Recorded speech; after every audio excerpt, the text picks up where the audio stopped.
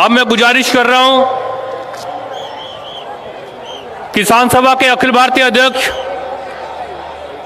Comrade Ashok धबले से कि वो आए और अब इस जनसभा को एड्रेस करें। कॉमरेड अशोक धबले।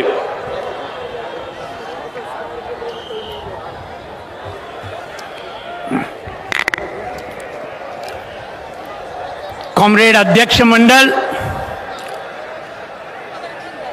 मंच पर बैठे हुए CITU, किसान सभा और खेत मजदूर यूनियन के पूरे देश से आए हुए सभी नेतागण और पूरे देश के कोने कोने से आए लाखों की तादाद में मेरे सभी लड़ाकू मेहनतकश साथियों, बहनों और भाइयों, 5 साल पहले 5 सितंबर 2018 को इसी प्रकार की लाखों की रैली लाल झंडे के नेतृत्व में हमने दिल्ली में निकाली थी। और आज 5 साल के बाद पूरे कश्मीर से कन्याकुमारी तक और गुजरात से गुवाहाटी तक हर राज्य से हमारे लाखों मेहनतकश साथी, हमारे असंगठित और संगठित मजदूर, हमारे मध्यम वर्ग कर्मचारी, हमारे किसान, हमारे खेत मजदूर पूरे देश के कोने कोने से 26-27 राज्यों से यहां इकट्ठा हुए हैं।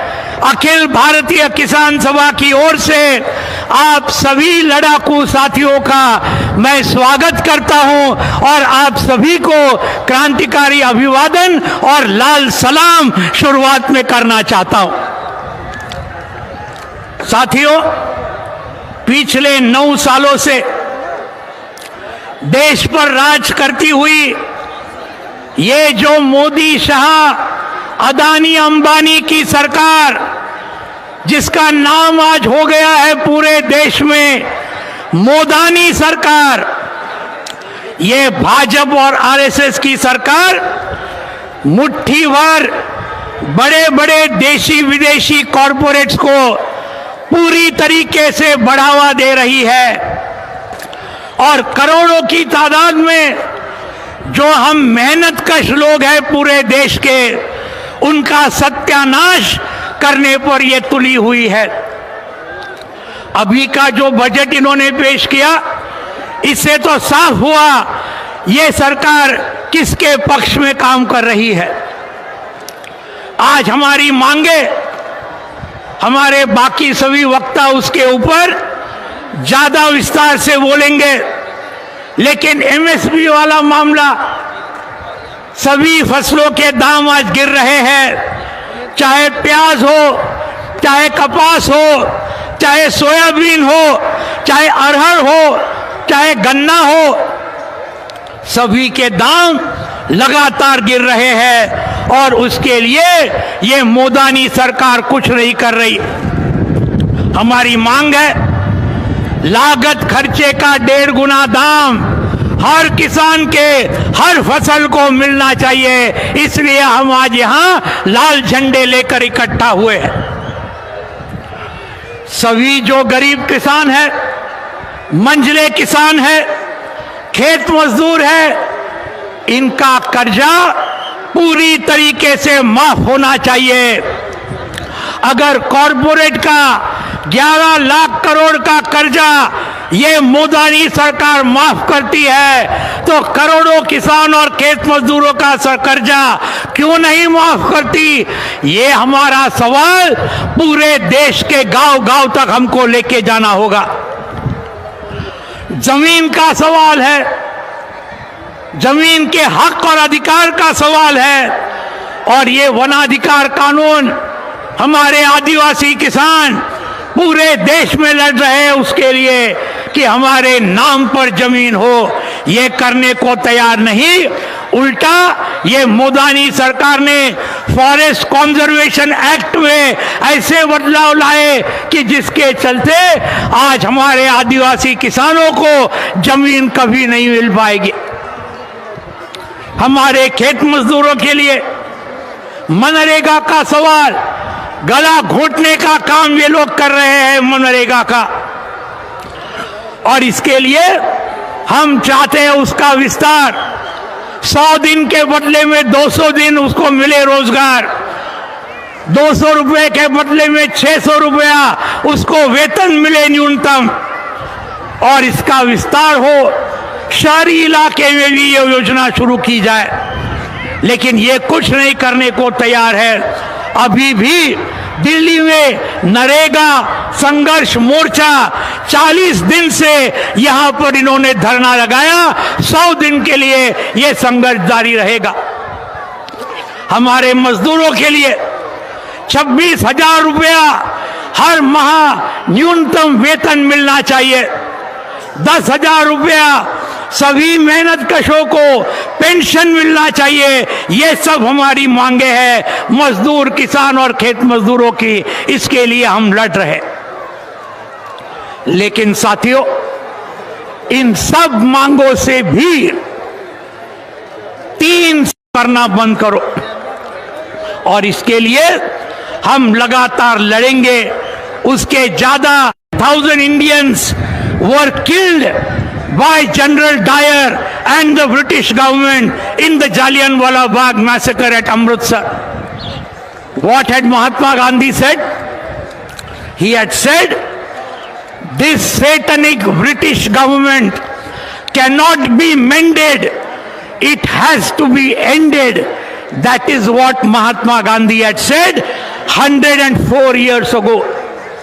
Today, in 2023, after lakhs of Indians have died due to lack of oxygen, due to lack of hospital beds, due to lack of medicines in corona pandemic, when lakhs of Indians have died due to the lack of hunger, unemployment, and farmer suicides, agricultural workers and worker suicides, when hundreds of died in communal riots, this red flag rally is echoing Mahatma Gandhi and saying this satanic Modani BJP RSS government cannot be mended, it has to be ended, and it will be ended in the year 2024.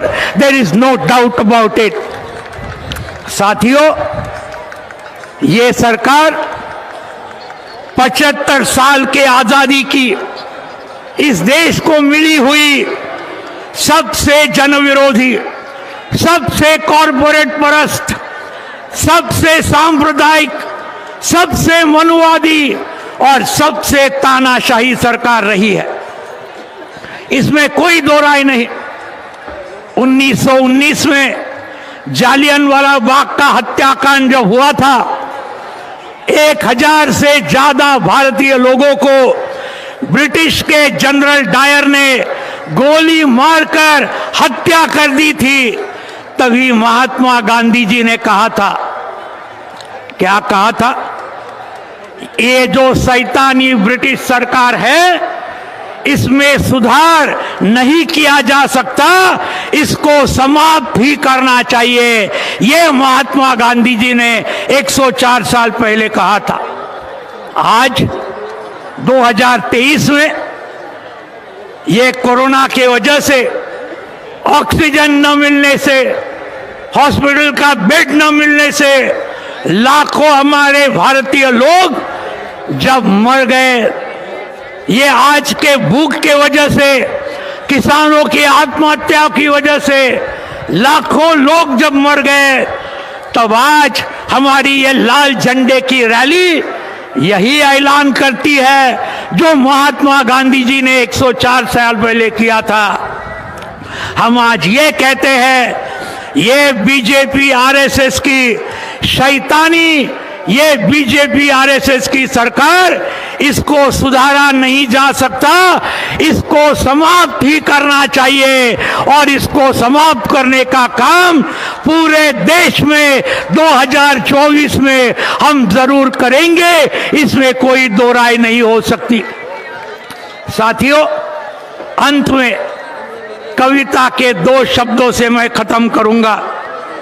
एक कवि ने कहा, और ये उन्होंने कहा, हम सूखी पत्तियां नहीं, हम सूखी पत्तियां नहीं जो पेड़ से झड़ के गिर जाए, हम सूखी पत्तियां नहीं जो पेड़ से झड़ के गिर जाए।